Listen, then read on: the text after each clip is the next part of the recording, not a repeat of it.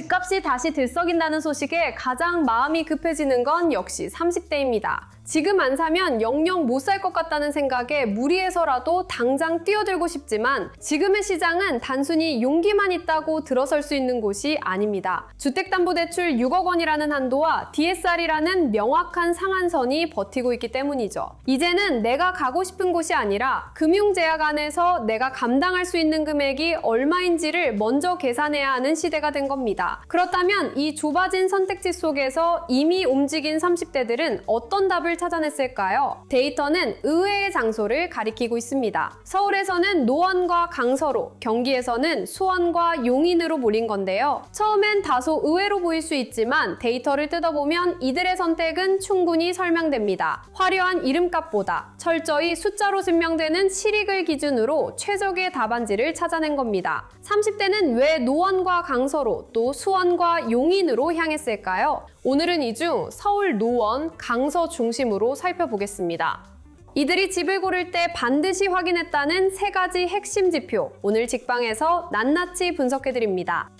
먼저 확인해야 할 첫 번째 데이터는 생활권의 완성도와 중간 가격대의 교집합입니다. 여기서 말하는 중간 가격대란 서울에서 30대가 현실적으로 매수 가능한 6억에서 9억 원대를 의미합니다. 보통 집을 살 때 강남 접근성이나 미래의 개발 호재를 최우선으로 꼽지만 지금 30대의 선택은 훨씬 더 현실적입니다. 앞서 말했듯 대출 한도와 DSR이라는 명확한 상한선이 가로막고 있어 애초에 15억 원을 상회하는 신축 아파트는 검토 대상에서 제외되는 경우가 많기 때문인데요. 결국 9억 원 이하라는 한정된 예산 안에서 최선의 답을 찾아야 했고 그 과정에서 30대가 중요하게 본 지점이 바로 생활권의 완성도였습니다. 문을 열고 나가면 아이를 믿고 맡길 국공립 어린이집이 있고 대형마트와 병원이 일상 반경 안에 이미 갖춰진 동네 말이죠.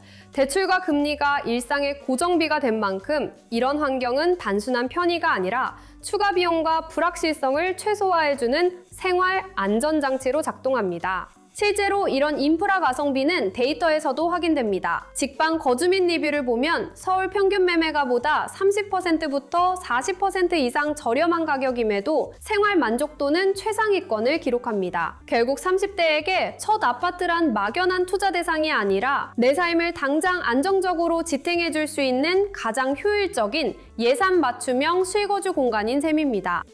두 번째로 확인해야 할 데이터는 전세가율입니다. 여기서 전세가율이란 매매 가격 대비 전세 가격의 비중을 말하는데요. 단순히 전세가가 비싸다는 뜻이 아닙니다.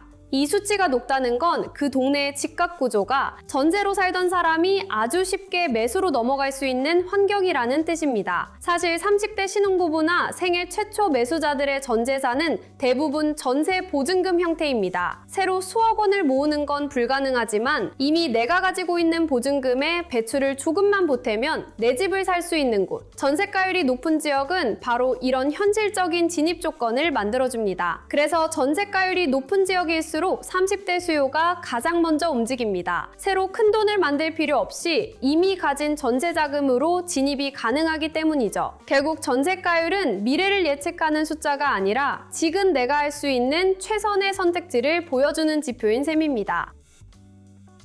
마지막으로 반드시 확인해야 할 세 번째 데이터는 연간 거래량입니다. 말 그대로 1년 동안 실제로 몇 채의 집이 사고 팔렸는지를 보여주는 수치죠. 사실 구축 아파트를 고민할 때 가장 발목을 잡는 건 나중에 내가 팔고 싶을 때 안 팔리면 어쩌지 하는 불안감입니다. 결국 이 불안을 잠재울 수 있는 건 내가 팔고 싶을 때 얼마나 빨리 현금으로 바꿀 수 있느냐에 달려 있습니다. 흔히 말하는 황금성이죠. 30대 매입이 집중된 지역들을 보면 공통적으로 이 연간 거래량이 아주 활발하게 유지되고 있습니다. 앞서 확인한 완성된 생활권과 높은 전세가율 덕분에 나뿐만 아니라 수많은 실수요자가 언제든 이 동네로 들어올 준비를 하고 있기 때문입니다. 실제로 직방 데이터를 봤을 때 같은 금융 조건 안에서 실제로 검토되는 단지들을 놓고 보면 고가 지역에 비해 이런 생활권 밀착형 단지들의 선바뀜이 훨씬 빈번하게 일어납니다. 거래가 활발하다는 건 시장 가격이 투명하게 형성되어 있고 내가 집을 내놓았을 때 이를 받아줄 사람이 늘 존재한다는 가장 강력한 증거입니다. 설령 매매 시장이 잠시 주춤하더라도 걱정할 필요가 없습니다. 이미 전세가율 데이터로 확인했듯 임대 수요가 워낙 탄탄하기 때문에 전제를 도와 보증금을 회수하는 방식으로도 안전하게 자금을 융통할 수 있죠. 결국 30대는 데이터로 증명된 가장 활발한 시장을 선택함으로써 내 자산이 묶일 리스크를 사전에 차단한 것입니다. 앞서 살펴본 세 가지 데이터가 실제 시장에서는 어떻게 작동하고 있을까요? 30대의 매수 비중이 압도적으로 높았던 서울 노원구와 강서구를 통해 그 실체를 확인해 보겠습니다.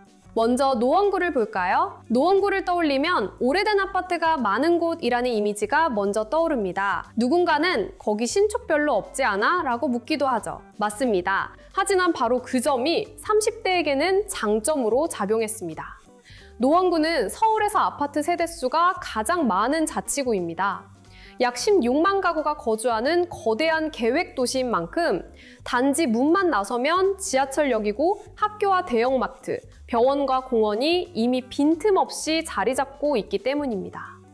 여기에 상대적으로 진입장벽이 낮은 가격대가 더해지면서 전세자금의 발판 삼아 내 집 마련을 시작하려는 신혼부부들에게 합리적인 선택지가 되어준 것입니다. 강서구 역시 마찬가지입니다. 과거에는 강남 접근성만을 최고로 쳤다면 지금의 30대는 DSR과 금리 압박 속에서 일상을 중심에 둔 실속 있는 입지에 주목했습니다. 마곡 업무지구라는 새로운 일자리축이 생기면서 강서구는 그 자체로 훌륭한 직주 근접 환경을 갖추게 됐죠. 여기에 이미 완성된 대단지 상권과 탄탄한 전세 수요가 이 동네가 시장으로서 충분히 작동하고 있다는 가장 강력한 확신을 주었습니다. 결국 노원과 강서는 겉보기에 전혀 다른 동네 같지만 데이터로 보면 공통점이 분명합니다. 살기 편한 인프라가 있고 적은 자본으로 진입이 가능하며 내가 팔고 싶을 때 받아줄 수요가 늘 대기하고 있는 곳. 이 세 가지 데이터의 교집합이 확인됐기에 대출, DSR, 금리 제약이라는 현실 속에서 30대의 선택이 반복해서 이어지는 것이죠. 이 사례들은 단순히 특정 지역이 좋다는 뜻을 넘어 30대가 집을 고를 때 데이터로 증명되는 실익을 최우선에 두었다는 점을 보여줍니다. 결국 데이터로 시장을 읽는다는 건 남들의 시선이 아닌 나만의 확실한 기준을 세우는 일입니다. 오늘 우리가 살펴본 데이터들은 지금 시장에서 실수요자가 실제로 움직일 수 있는 명확한 제약 조건과 그 안에서의 해답을 보여줍니다. 내가 감당 가능한 대출 한도 내의 가격인지, 완성된 인프라를 갖춘 실속 있는 구축인지, 진입장벽을 낮춰주는 전세가율과 언제든 팔 수 있는 활발한 거래량이 뒷받침되는지, 30대의 선택은 결국 이 질문들의 숫자로 답이 되는 곳을 찾는 과정이었습니다. 미래의 집값을 맞히는 건 어렵지만 내가 감당할 리스크와 회수 가능한 출구를 확인하는 건 데이터로 충분히 가능합니다. 결국 중요한 건 이름값이 아니라 내 상황에서 가장 합리적인 선택이 가능한 시장인가를 판단하는 일입니다. 여러분이 점찍 얻은 그 동네는 지금 시장으로서 충분히 작동하고 있나요?